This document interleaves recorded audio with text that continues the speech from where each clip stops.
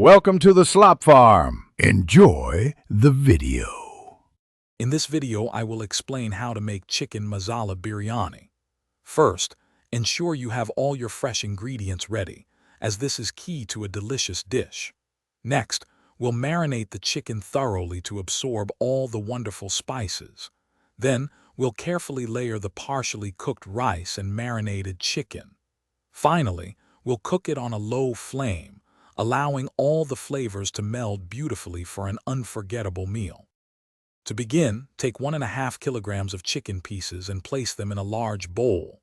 Now, add about 1 cup of plain yogurt, 2 tablespoons of ginger garlic paste, and a generous mix of spices.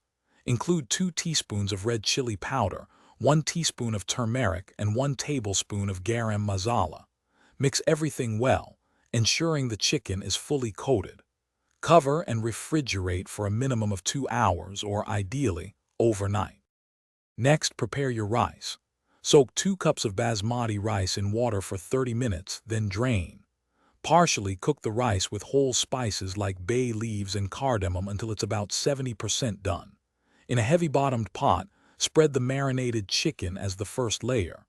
Top this with the half-cooked rice.